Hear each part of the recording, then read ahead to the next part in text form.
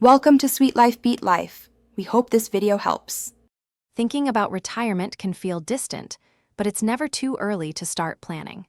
An individual retirement account, or IRA, is a fantastic way to build your nest egg with some significant tax advantages. It's essentially a dedicated savings tool that helps your money grow over the long term. Setting one up is simpler than you might think, and it's a smart move for your financial future.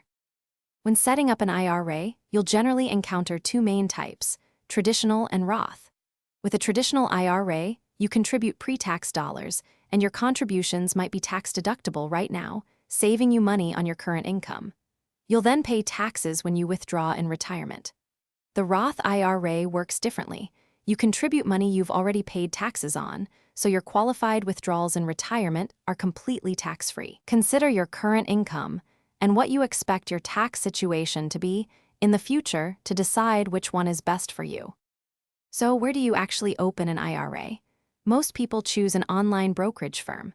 Companies like Vanguard, Fidelity, or Charles Schwab are great options, known for their low fees and wide range of investment choices. You'll want to pick a platform that feels easy to navigate and offers the types of investments you're interested in, whether that's mutual funds, ETF, or individual stocks. Take some time to compare their offerings, customer support, and especially their fee structures to find the best fit for your financial goals. Once your IRA account is open, the next step is to fund it.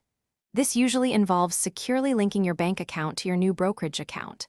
You can then make an initial deposit, either a lump sum or smaller contributions over time.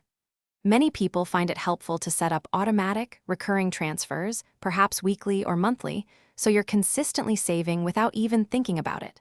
Remember, consistency is key, and even relatively small amounts contributed regularly can grow substantially thanks to the power of compounding. Before we wrap up, there are a couple of important things to keep in mind. First, the IRS sets annual contribution limits for IRAs, so be sure to stay within those guidelines each year. Also, an IRA is truly designed for your retirement, meaning there are penalties for withdrawing money too early, before age 59 and a half, unless a special exception applies. Regularly review your investment choices inside your IRA to make sure they align with your financial objectives and risk tolerance as you approach retirement. Taking these steps sets you up for a more secure financial future. Thanks for watching. Consider subscribing if we helped you.